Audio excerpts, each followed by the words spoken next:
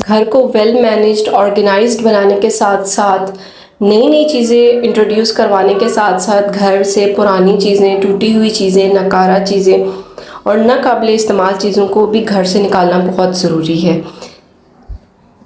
आज मैं कुछ ऐसी चीज़ों के बारे में बताऊंगी डिफरेंट जो अक्सर हम सफाई करते हुए, क्लीनिनेस करते हुए बहुत सी चीज़ों को इग्नोर कर देते हैं और बज़ाहिर हमें पता नहीं चल रहा होता और हम कहते हैं कि हमारे पास चीज़ें रखने की, सामान रखने की जगह नहीं है। इसके लिए हम फिर और नए नए कबर्ड्स और नए नए स्टोरेज बॉक्सेस का एहतमाम करते हैं। तो क्यों ना जो चीज़ें बेकार हो चुकी हैं और जिन चीज़ों का इस्तेमाल अब नहीं है उनसे छुटकारा हासिल किया जाए।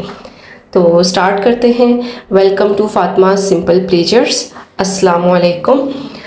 जैसे कि ये कबर्ड आपको नज़र आ रही है, ये फुल ऑफ बुक्स है। इसमें इतनी किताबें बच्चों की हैं कि समझ नहीं आ रही कि कैसे इसको ऑर्गेनाइज़ किया जाए और कैसे मैनेज किया जाए, और इसमें जो बुक्स अब इस्तेमाल नहीं हो रही उनको निकाल बाहर किया जाए। तो बच्चे अक्सर उनको जो बुक्स चाहिए होती है वो उसको निकालते रखते और स्टडी के दौरान बच्चों को बिल्कुल टाइम भी नहीं मिलता अपनी कबर्ड को ऑर्गेनाइज्ड रखने का। और जो चीज़ें इस्तेमाल में नहीं होती जैसे पेन है या कोई ऐसी चीज़ है जो और वो वापस सब कुछ अपने कबर्ड में ही बच्चे रखना शुरू कर देते हैं।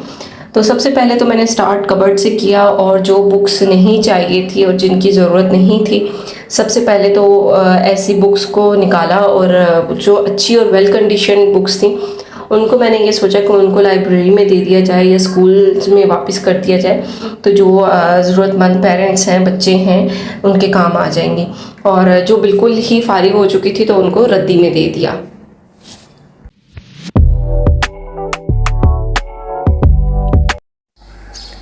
सेकंड नंबर पे बारी आती है प्लास्टिक की। अनजाने में हम इतना प्लास्टिक जमा कर लेते हैं, हमारे पास मैक्सिमम चीज़ें सारी प्लास्टिक के बॉक्सेस, प्लास्टिक की बॉटल्स, सब कुछ प्लास्टिक में होता है, जो कि which is very very harmful.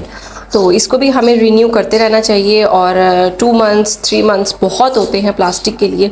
उसके बाद आप चेंज करना चाहिए और पुरानी बॉटल्स और इस तरह के पुराने जार्स वगैरह जो भी हैं उनको फिर इस्तेमाल नहीं करना चाहिए। घर में जो भी सौदा वगैरह आता, कोई भी खाने पीने की चीज़ें आती या कुछ भी बाहर से आता, तो उसके जो शॉपिंग बैग्स थे तो वो मैं एक जगह पे हैंग करके सारे उसमें डाल देती थी जमा कर करके कि ये मेरे रेगुलर इस्तेमाल के लिए काम आ जाएंगे। कभी शॉपर की ज़रूरत पड़ जाती है, थोड़ा साइज़ में बड़ा चाहिए होता है, छोटा, इस किसी में मैंने इतने शॉपर्स जमा कर लिए और इतने बैग्स मैंने जमा कर लिए कि जो पिछले 6 to 8 मंथ से वो इस्तेमाल में नहीं हुए, बल्कि और न्यू आते जा रहे थे। और जो पहले से मैं जिनको सेव करके मैंने रखा हुआ था और हैंग किया हुआ था वो उसी एज इट इज़ उसी तरह से थे।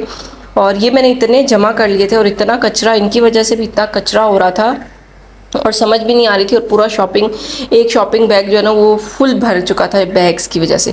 फिर इस तरह के बॉक्सेस होते हैं, यानी कि मैक्सिमम जो क्लटर हमारे घर में होता है वो प्लास्टिक की बॉटल्स हो सकती हैं, पेपर क्लटर होता है बहुत ज़्यादा जिसका हमें अंदाज़ा नहीं होता, और हमें इसको रिन्यू करते रहना चाहिए और जो चीज़ें हमारे इस्तेमाल में नहीं हैं उन्हें हमें डिस्कार्ड कर देना चाहिए।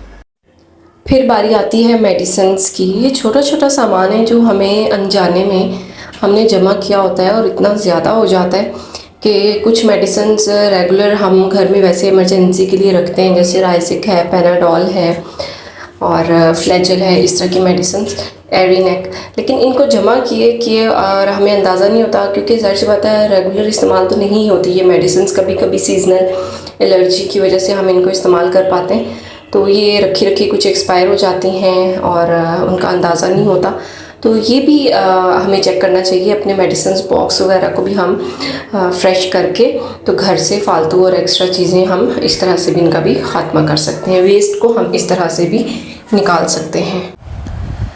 मेरा मेकअप का सामान भी काफ़ी सारा एक्सपायर हो चुका था, जो मुझे अंदाज़ा नहीं हो रहा था और मुझे लग रहा था कि मेरा पाउच बहुत छोटा हो गया है और मेरा मेकअप जो है वो चीज़ें ज़्यादा होती जा रही हैं। लेकिन इस पे मैं काफ़ी सारी ऐसी चीज़ें भी थी जो मेरे रेगुलर यूज़ में नहीं थी। ओवरऑल मैं मेकअप इतना ज़्यादा नहीं करती, बहुत कम करती हूँ, क्योंकि कहीं आना जाना हो तो ज़्यादा मैं तब कर लेती हूँ, अदरवाइज़ मैं इतना नहीं करती मेकअप। तो लेकिन इसमें इतनी सारी चीज़ें थी जो मेरी एक्सपायर हो चुकी थी और जो अब मेरे इस्तेमाल में नहीं थी। मैं जब भी कहीं जाने लगती थी तो मैं सोचती थी कि मैं आज वापस आऊँगी तो मैं इसमें से एक्सपायर चीज़ें निकालूंगी, लेकिन फिर मैं घर और मसरूफ़ियत और वापसी बाज़ औक़ात इतना लेट होती थी कि फिर मुझे टाइम ही नहीं मिलता। तो आज मैंने सोचा कि मैं क्लटर को रिमूव कर रही हूँ। तो ये जो छोटी छोटी चीज़ें हैं जो हम अक्सर इग्नोर कर देते हैं या जो हमारी पहुंच में नहीं आती, बड़ा बड़ा सामान तो सामने नज़र आ रहा होता है, कचरा कहीं सामने ज़मीन पे पड़ा हो वो तो नज़र आ रहा होता है, लेकिन जो छोटा छोटा सामान होता है जो हमारे पास जमा होना शुरू हो जाता है और उससे छुटकारा हासिल करना बहुत ज़रूरी है। बच्चों के कपड़े भी बाज़ औक़ात हमारे पास इतने ज़्यादा हो जाते हैं और छोटे बड़े सब मिक्स हो जाते हैं, हमें समझ नहीं आती। कहीं आना जाना हो तो हम इतने परेशान होते हैं, हमारे पास इतना बल्क में सामान होता है और पूरा सारी मैं बास्केट को उल्टा करके और फिर जो रेगुलर यूज़ वाले कपड़े हैं उनको मैं निकालती हूँ। फिर उसमें से देखती हूँ जो बच्चे घर में कैजुअली पहन सकें। तो उसमें ये होता है कि मुझे जब भी मैं कपड़े निकालती हूँ तो मुझे बास्केट को उल्टा करना पड़ता है और सारे कपड़े बेड पे स्कैटर करके तो फिर उसमें से डिसाइड करना पड़ता है। तो इस तरह से बहुत सारे कपड़े इसमें ऐसे थे जो कि छोटे हो चुके थे और बच्चों के इस्तेमाल के नहीं थे, तो उनको भी मैंने सेपरेट किया और जो पुराने छोटे कपड़े थे उनको भी मैंने अलग कर दिया। और इसी तरह से ये कबर्ड में मैंने इतना सामान बच्चों का रखा हुआ था कि मुझे ख़ुद अंदाज़ा नहीं हो रहा था कि बच्चों की यहाँ पे ये सारी टॉर्च सब ख़राब हो चुकी थी। लेकिन बच्चे छोटे हैं मेरे बहुत ज़्यादा और वो हर चीज़ मांगते हैं। इस किसी चीज़ को देख देख के मैंने हर चीज़ उठा के इन बॉक्सेस में रख के और बिल्कुल ही अपनी कबर्ड को ना इतना फुल और बिज़ी किया हुआ था। तो मैंने ये सोचा कि आज जो है ना जो चीज़ें मेरे इस्तेमाल की नहीं है, और बच्चे तो भूल जाते हैं, बच्चों को तो वक्ती तौर पे खुशी होती है, चीज़ याद होती है, उसके बाद बच्चे भूल जाते हैं। तो जो चीज़ें इस्तेमाल की नहीं है तो उनको भी आहिस्ता आहिस्ता से निकाला जाए। स्पेशली बच्चों के ब्रोकन टॉयज़ जो हम माएँ अक्सर उठा उठा के रखती रहती हैं कि चलो यार टूटा हुआ है तो खैर है, बच्चा तो खेलता है, बच्चा तो खेलता है। अब जहाँ पे और इतनी न्यू थिंग्स आ जाती हैं तो बच्चे फिर पुरानी चीज़ों को याद नहीं करते और पुरानी चीज़ों के साथ बच्चों को फिर इतना इंटरेस्ट भी नहीं रहता। कुछ ऐसे टॉयज़ होते हैं जो बच्चे बहुत ज़्यादा उनके साथ टची हो जाते हैं। ओवरऑल जो आपके इस्तेमाल के नहीं होते या जिनके आपके बच्चों को अब ज़रूरत नहीं होती तो उनको फ़जूल में जमा करके बल्क में रखने की बजाय बेहतर ये होता है कि हम किसी को दे दें।